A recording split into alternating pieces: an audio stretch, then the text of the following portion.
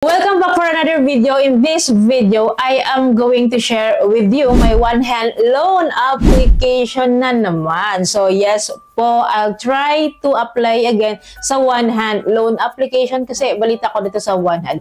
Medyo nakakaramdam na ito na binabash na siya. So anyways, kasi nga, laging reject yung mga application natin currently dito. But FYI, one-hand is a very legit loan app to. So maraming accreditation to and marami din siyang ka-tied up din talaga ng malalaking companies ngayon. Yung sasabi naman talaga natin si one-hand ngayon is talagang booming talaga siya and growing. Talagang growing talaga itong lending corporation na ito. But for your information din, sa mga hindi nakasubaybay sa journey ko dito sa one-hand, So I had my one-hand account before. Na-approve na ako dito, nakapag-loan na ako dito 2 years ago. So nakapangutang na po ako dito, 15% monthly yung na-avail ko dito noon kasi for emergency purposes nangangailangan ako that time. And then after that, nung in-offer nila ako ng second loan po nila is hindi ko na po in-avail kasi nararamdaman ko na talaga yung taas ng kanyang interest which is 15% monthly. So, one thing din po kasi that time po palatawag kasi to si one-hand and then ang hindi ko nagustuhan dito nung meron akong loan up na one-hand po is ang dami nang nagtitext, nag-call, nag-offer ng loans. Parang may mga third parties na po na involved so hindi ko siya gusto. Ayoko nang may tumatawag. Maraming nagtitext araw-araw. Kaya ang ginawa ko po noon, dinilit ko po yung aking account sa one-hand. Kaya nga po wala na akong account dyan.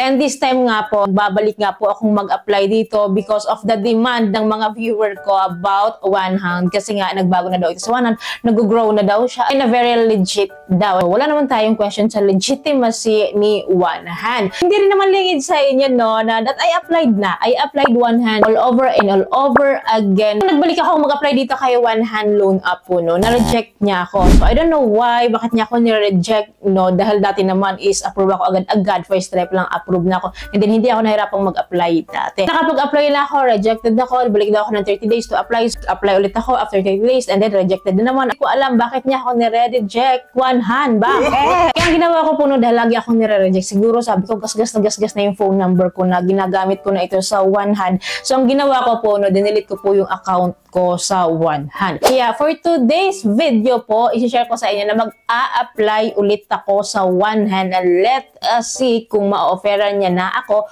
or ma-approve niya na ako this time. So, wala tayong kapaguran dito. Hindi natin titigilan si one-hand hanggat hindi tayo ma-approve ulit dito. So, titingnan natin hanggang dulo. Stay tuned. Titingnan natin kung okay pa ba to si one-hand, maaasahan pa ba to si one-hand, giving pa ba to, nakakatulong pa ba sa atin talaga si one-hand, and madali lang ba talagang lapitan si one-hand. Lahat po yan, pag-uusapan natin sa video na ito. So, since naka-download na yung loan app ni one-hand ko dito, so open natin. And dito po agad po, enter natin tong mobile phone number natin dito kung wala po tayong account. And then next po tayo, send sila sa atin ng verification code sa mobile phone number na pin-provide natin. And then enter lang po natin once na na-receive po natin. And click po natin tong sign up. And then after that po, magsiset tayo ng password dito. And then after that, click lang natin tong confirm. And then next po is the dashboard na po ni one-hand. Nakalagay po dito yung highest available credit offer na maibibigay niya sa atin is 25,000 pesos sa first loan, I think. So, yun yung projected na loan offer niya. So, nakalagay dito, interest rate as low as 0.6% per day. So, grabe ang baba. Baba naman ata ngayon, one-hand. So, totoo ba to? Alaman natin kapag na-approve tayo dito. So, yung terms niya po up to 90 days daw. So, dito po sa baba, nakalagay po yung kanyang mga registrations po, accreditation po. So, ayan, ang dami niya. Guys, hindi pagtatagal na, click na natin tong borrow now para makapag-proceed na tayo. Click lang natin tong I understand sa information security niya. And then next po tayo. So dito po mag-fill up tayo ng 3 process lang naman siya. So yung basic information, the contact information, the ID information. So under po ng basic information na hinihingi nila is our personal information, purpose of loan, educational level, residential address, and then complete address, then number of credit cards. The contact information naman po is the email, and then sa work information, yung profession natin, monthly income, and then sa payroll period. So after po natin na-fill-upan yung mga info, click natin tong next. Next step po tayo, which is the contact information or the character reference po. So nanghihingi po sila ng character reference. So sa experience ko before kay one-hand nag-apply ako dito na tinatawagan talaga nila yung character reference bago ka ma-approvean. So I don't know kung ganun pa rin yung process nila ngayon. So anyways, after ma-fill up natin tong contact information dito, click natin tong next, which is the next step po is the facial recognition. So self-verification lang tayo, click lang natin tong verify now, and then magsi-selfie tayo of course dito. So mabilis lang to. Tapos sa next step, nanghihingi po sila ng ating ID information. They need our ID type na gagamitin daw po natin dito. So of course sa ID type, naka-include dyan yung name natin, last name, first name, mother's maiden name, gender, date of birth, marital status. Sa ID type po, so as usual, meron po silang recommended na ID type. Is yung UMID, passport, SSS, and PRC. So may other options naman kung wala siya dito sa may higher credit limit offer nila. So anyways, dito po kasi sa taas, advantage lang ito kung ito yung piliin natin na ibigay. But anyways kasi, gamit ko lang dyan is UMID. So ang gagamitin natin ngayon is itong other options, which is pipili tayo ng national ID para pangmasa talaga, So let's see, baka maaprubahan din naman tayo. So after this po, we need to upload the front and back ID picture po dito. Nandito na rin naman po yung sample niya. And then po, we need to fill up the ID number and then the ID information below na hinihingi po nila. Then after that po, click natin tong next. Hinihingi po sila ng additional information. Nakalagay dito, other phone number daw. Kung gusto na natin ibigay, yung company name, company phone number, number of children, Viber account. So ako kasi kapag may choice talaga to skip this portion, nag-i-skip talaga ako. Like pag sinabi niya na optional lang, optional, hindi ko talaga yan finifill upan. So dahil may skip na choice dito, so skip lang natin. I think hindi naman natin kailangan magbigay ata ng ganito, na ibang info.